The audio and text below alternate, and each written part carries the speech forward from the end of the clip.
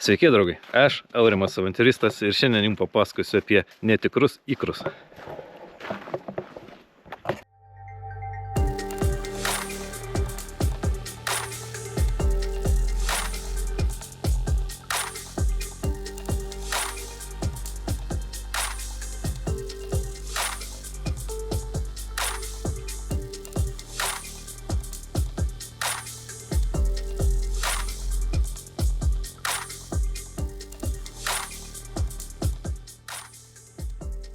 Taigi, esame Estijoje, netoli Musijos miestelio, prie didžiausio Estijoje Peifos ežero, kuris jungia Estiją ir Rusiją, per vidurį eina pasienis. Ir šalia šio ežero buvo vienas didžiausių sovietmečių žuvies kombinatų, sakykime, ir iki pat nepriklausomybės 1991. Įdomu yra tai, kad čia jie gamindavo netikrus ikrus. Iš tikrųjų, tie ikrai buvo ypatingai vertinami Sovietų Sąjungoje. Jos galėdavo įsigyti tik ponai arba tarpuotas, o iš tikrųjų tie ikrai buvo gaminami iš žuvies atliekų, iš jų gaminama želatina dažoma ir parduodama kaip aukščiausios klasės produkcija. Tai eilinis Sovietų Sąjungos melas, kuris yra žinoma išaiškėjo tik po to, o kol jie buvo tokie paklausus, turėjo fantastiškus pardavimus. Taigi, dabar mes esame šitame kolūkyje, kombinate ir pabandysim šiek tiek jums apie jį papasakoti ir parodyti.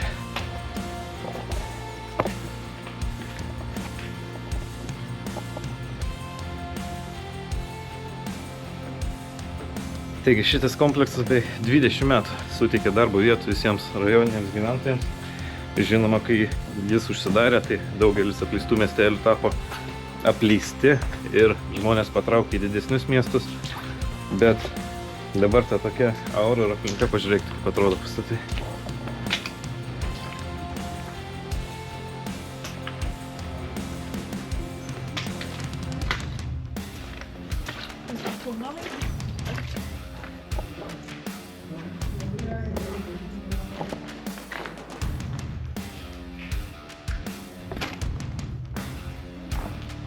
Einam.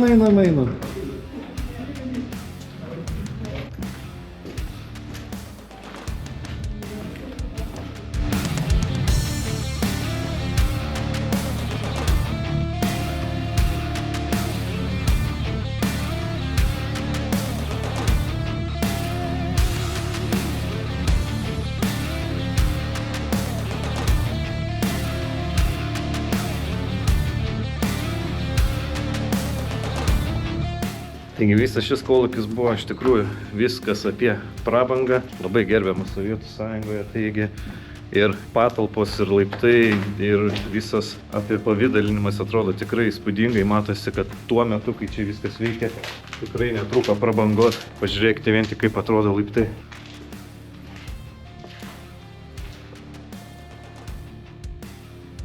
Vitražiniais langais viršuje, vidaus kiemelis, čia panašu buvę technikos aptarnavimo garažą. Tikrai įspūdingai atrodant saugų. Pabandykim nueiti pasižiūrėti, kas gero galbūt yra išlikę kokie nors užrašai buvusiuose garažuose. Aišku, visada tokiuose objektuose reikia žiūrėti po kojom. Norėtųsi atrasti ir valgyklą, esu skaitęs, kad tikrai atrodydavo įspūdingai ir buvo ypatingai didelė. O čia buvo garažai, bet juose nieko labai ypatingo. Jau tuščios sienos, bėgantis vanduo.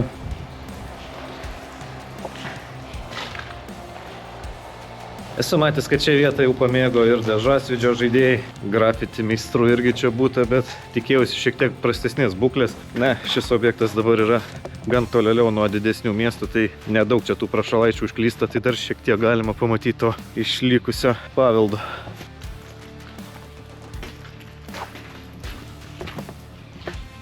O, geras. Čia panašu ir buvo tos garsiosios valgyklos patalpos. Čia už manęs turbūt buvo bufetas. Bliamba, kaip gaila, kad nieko nėra išlikusi. Na, šiek tiek plytelių.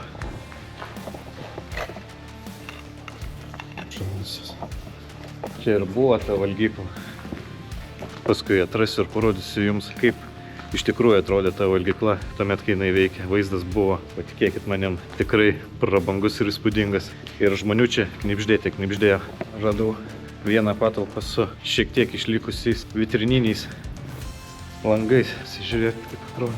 Žinoma, panašu, kad jau visa įranga čia senai paliko šitą objektą. Ten dar matom kaminą, pabandysime, gal dar yra kažkokia talpa. Čia gal netgi panašu buvo ir gaisro. Apdegė. Na, iš tiesų, įdomiai atrodantis objektas. Niekada negalvojau, kad kolūkis gali atrodyti būtent taip. Yra tekę būti paprastuose kolūkiuose, tai ten atrodydavo tik tais keli dideli pastatai, angarai ir tiek. O čia viskas atrodo gražiai, stengtasi kažkokias formas išlaikyti. Netgi langinės pažiūrėk. Pabandysim dabar nueiti iki kamino. Gal yra kažkoks praėjimas. Visą laimę, kad hibrytė jau pirmą praėjo, tai šiek tiek kelią išmynė, nes čia per sniegą klampojam. Gražus objektas. Iš tikrųjų nustebino. Įdėsiu nuotrauką geografiškai, kokioje vietoje jis yra prie pat. Galima sakyti, kad prie pat ežero.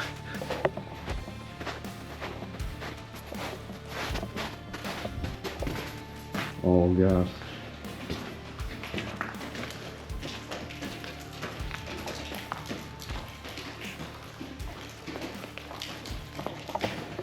Čia jau ryškiai vietiniai sąvartyną bandė pasidaryti. Šių poralonų primestų.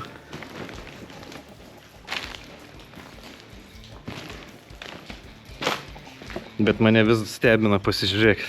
Kitos patalpos, kaip atrodo langai.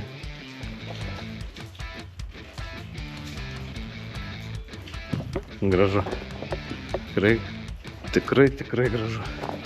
Na, palyginus su kitais kolūkiais. Čia panašu buvo persirengimo kabinos. O geras, žiūrėkit, dar yra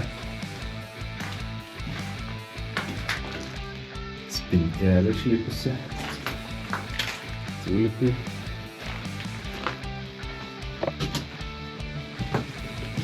Yra šiek tiek spintelė.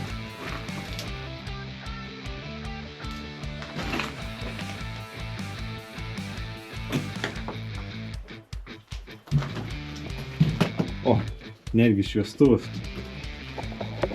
Galiu beveik garantuoti, kad šitas šviestuvas čionais originalus. Ir kur mes čia išlindam? Išlindam į kelią. Kur kaminas? Kur kaminas? Tiesa, čia šalia gyvena žmonės, tai nelabai norisi čia malti. Pabandom dar galbūt užeiti šitą angarą. Arba ne, bandom eiti prie kamino.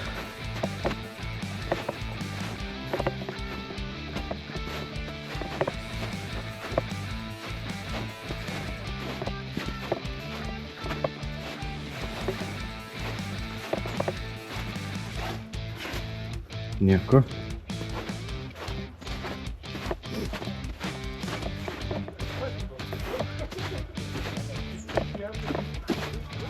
Nu, kas lipa į kaminą? Tada ne viršai? Čia ir raudu ir kėlė kokia čia slypi. Neskiliai, bet au.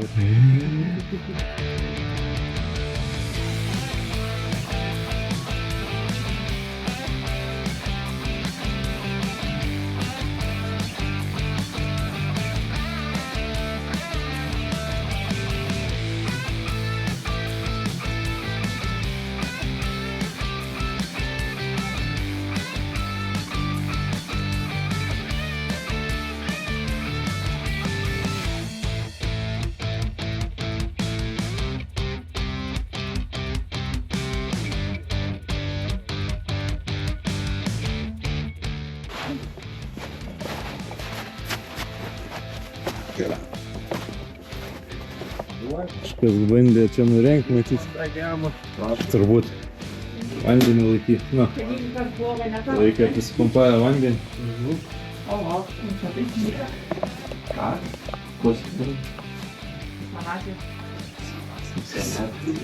Čia aš atėjau. Ir švirkščiu. Na, čia taip visai. Žiūrėkit, kad net nebūtų įpjauti kur nors. Tu pats žinai apie mano lipimą. Lipimus.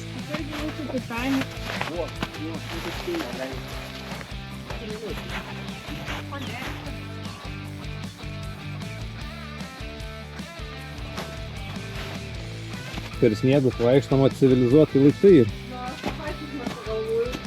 Ai, nu tik biškį apaug.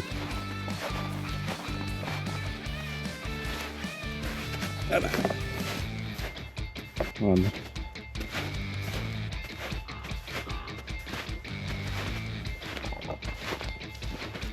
Na, sausai tai jau tikrai neprasisuksim. Apšvietimo stulpai matosi lygiai.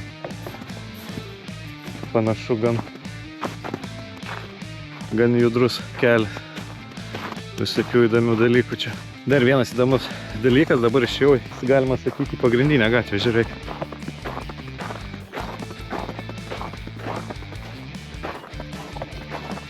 Tiesiog ant angaro sukabintos pašto dėžutės, kas čia dar aplinkui jie gyvena. Namai tikrai gan gražus. Čia turbūt išliko patys ištikimiausi. O dar yra netgi gražių šviestuvų, tai pabandysim jums parodyti.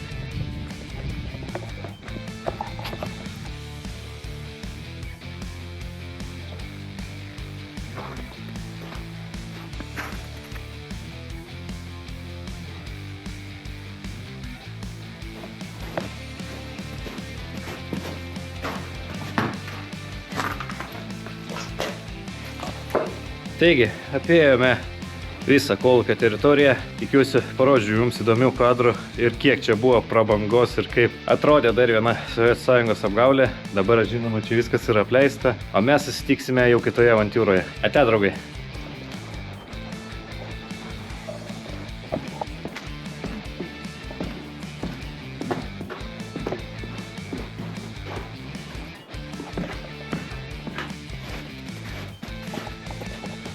Panašu pavyko rasti konstrukciją, ant kurios dėdavosi baseinėliai, kuriuose ir buvo laikomas žuvis. Mediniai stalai, medinis laikiklis, stalažas.